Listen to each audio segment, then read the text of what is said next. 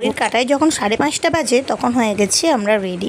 দুজনে মিলে রেডি হয়ে দাঁড়িয়ে আয়নার সামনে একটু পোজ দিচ্ছিলাম। যাই হোক, এরপরে আমরা বেরোবো। আর রাস্তাতে বেরোনোর আগেই দেখছি এত বৃষ্টি হচ্ছে, কীভাবে পৌঁছাবো সেটা নিয়ে খুব টেনশানে ছিলাম। হ্যাঁ, আমরা দীঘা যাচ্ছি, পরিবারের সবাই মিলেই আমরা দীঘা যাচ্ছি। লঞ্চ প্রায় এসেই গেছে ঘাটে, কিন্তু তারপরেও আমার মনটা যেন টানছিল না। কারণ বলতে এত বৃষ্টি হচ্ছে, ভাবছিলাম যাওয়াটাই না পুরো বেকার হয়ে যায়।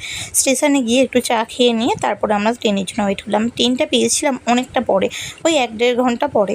ততক্ষণ দাঁড়িয়ে থাকতে হয়েছিল। তারপরে গেলাম মেছেদায়, ওখান থেকে একটা কার নিলাম, নিয়ে আমরা বাসের জন্য রওনা দিলাম। তারপরে বাসে উঠে ফুল রাস্তাটা এনজয় করতে করতে আমরা পৌঁছে গেলাম দীঘা। রাস্তার ধারে সুন্দর ভিউগুলো নিতে এত ভালো লাগে, আর সেগুলোর সাথে আমি তো খুব ভালোবাসি, তোমরা জানোই প্রকৃতিপ্রেমী আমি। এগুলোকে দেখতে দেখতে আর এনজয় করতে করতেই যাচ্ছিলাম। পরের ভিডিওগুলো কিন্তু তোমরা সবাই দেখো, আমার চ্যানেলটাকে সাবস্ক্রাইব করে রেখো।